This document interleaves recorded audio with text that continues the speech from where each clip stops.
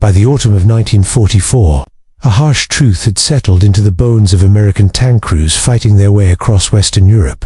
The M for Sherman, the dependable backbone of U.S. armored forces, was no longer enough. What had once been a symbol of American industrial power and battlefield reliability now felt painfully vulnerable when faced with Germany's latest armored beasts. Across Normandy, the Lorraine, and into the approaches to the German frontier, American tankers came too. Fear, a single word whispered over radios and muttered in turrets. Panther. Panther panic was not a myth. It was a lived experience. Crews wrote home in despair, describing battles where their shells bounced uselessly off enemy armor while return fire tore through Shermans with terrifying ease. The men inside those tanks weren't asking for luxury. They were asking for survival. To the soldiers at the front, the solution seemed obvious. What they needed was a tank that could fight the Germans on equal terms. A tank with armor thick enough to withstand incoming fire, and a gun powerful enough to punch through enemy steel at long range. That tank existed, at least on paper. It was the M26 Pershing, a massive 46-ton machine, armed with a deadly 90mm cannon, protected by heavy sloped armor, and designed to meet Panthers and Tigers head-on. To exhausted tank crews, the Pershing looked like salvation. It was the tank they believed could finally level the battlefield. So when word spread that America's most famous and aggressive battlefield commander had little enthusiasm for it, disbelief followed. General George S. Patton, Jr., the embodiment of armored warfare in the American imagination, the man who preached constant attack and relentless pressure, did not want the Pershing. More than that, he actively opposed the idea of slowing or halting Sherman production to build it. For men who felt trapped inside thin steel coffins, this seemed almost unforgivable. How could old blood and guts, the general who demanded forward movement at all costs, reject a weapon that promised greater protection and killing power? How could he ignore the suffering of the men fighting in his tanks? The answer lies not in stubbornness or ignorance, but in a fundamental difference in how war was understood at different levels. To understand Patton's logic, we must first understand the terror he appeared to dismiss. The German Panther was in many ways the most formidable all-round tank of the Second World War. Its frontal armor, sloped at an angle and measuring up to 80mm thick, rendered it virtually immune to the standard 75mm gun mounted on most Sherman. At the same time, the Panther's long-barreled high-velocity 75mm cannon could destroy an American tank from well beyond a mile under ideal conditions. In open terrain, it was devastating.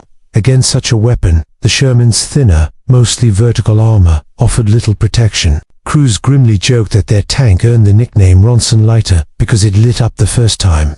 Every time.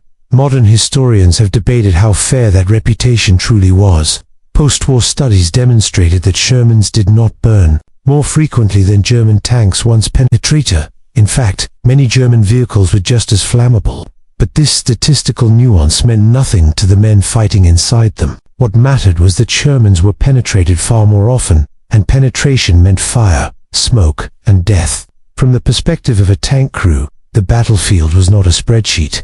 It was a narrow strip of terrain in front of their gun barrel, measured in seconds and survival not in Normandy's hedgerows.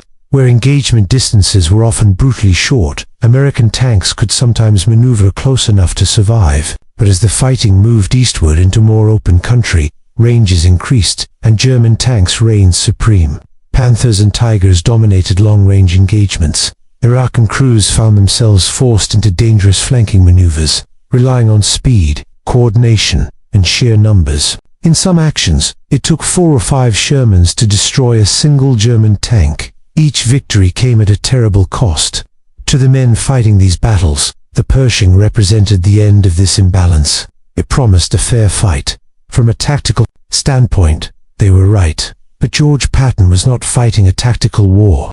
He was fighting something far larger. Patton's entire military worldview had been shaped long before the Sherman or the Pershing ever existed. He was, at heart, a cavalryman.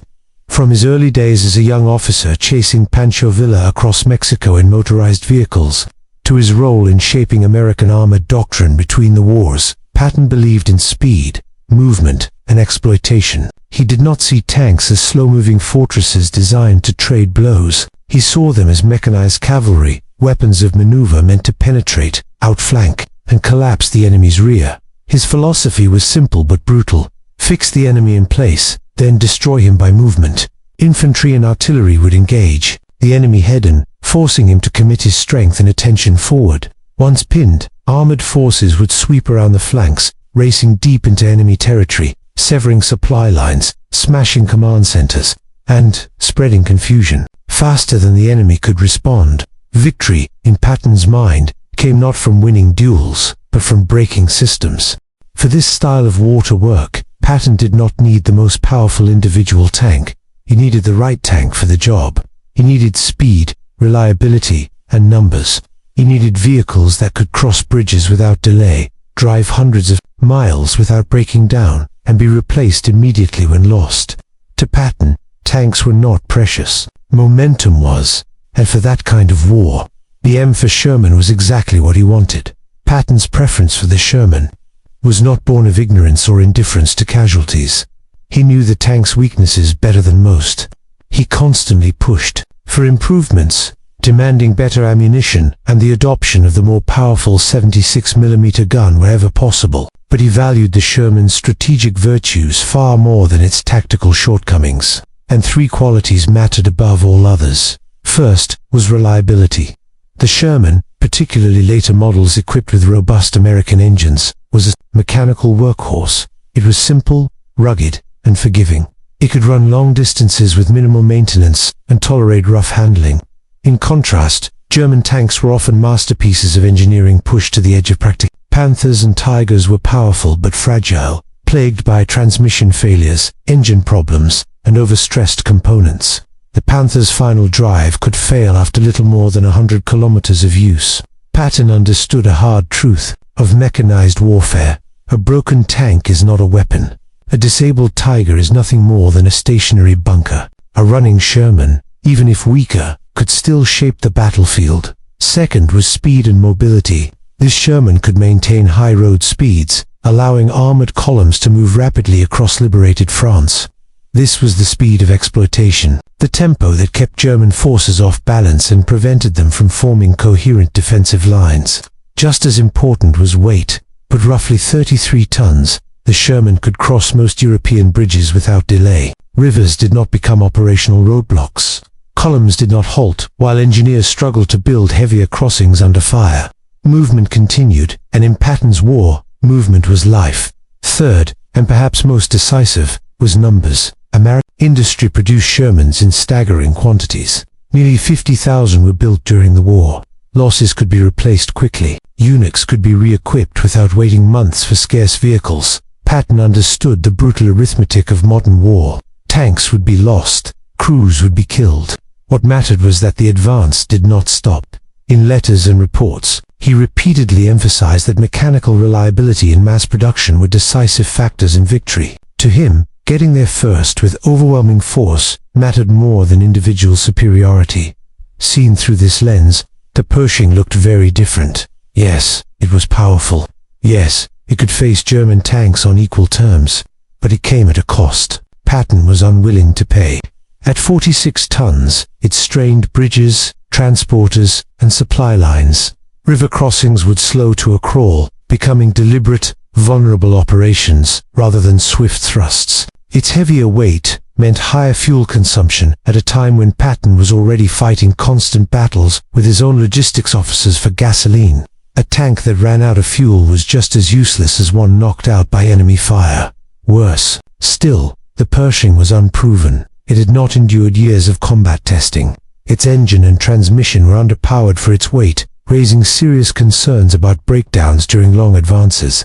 For Patton, the idea of his armored spearhead, grinding to a halt deep behind enemy lines because of mechanical failures, was unacceptable. He preferred a known quantity, with known flaws, over an unknown machine with theoretical advantages. There was also the industrial reality. Shifting production to the Pershing in late 1944 would have meant slowing output during a critical phase of the war. Fewer tanks would reach the front in the short term, precisely when Patton was driving hard across Europe. For a commander who demanded constant forward momentum, any disruption to supply was a strategic threat. So who was right? The tankers who begged for the Pershing, or the general who resisted it. The uncomfortable truth is that both were correct. The individual tank crew fought a tactical war. Their world was measured in hundreds of yards and seconds of reaction time. Their survival depended on armor, thickness, and gunpowder. For them, the Pershing was unquestionably the better tool. It reduced the imbalance, increased their chances of surviving an encounter, and allowed them to fight German tanks without relying entirely on flanking or sacrifice. Patton, however, fought an operational and strategic war.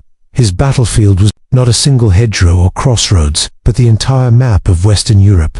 His objective was not to win tank duels, but to collapse enemy armies. For that mission, speed, reliability, and mass mattered more than individual strength. A weaker tank that kept moving could win a campaign. A stronger tank that slowed the advance could lose it. The debate between the Sherman and the Pershing remains one of the most enduring in military history because it captures a timeless dilemma. It is the tension between protecting the soldier and winning the war, between tactical excellence and strategic success. Patton's choice was not a rejection of progress, but a reflection of his unwavering belief in a specific style of warfare. He chose the workhorse over the thoroughbred, not because it was perfect, but because it kept the war moving forward. In the end, Patton's preference was not about tanks at all. It was about momentum. And in his relentless, unforgiving vision of war, momentum was everything.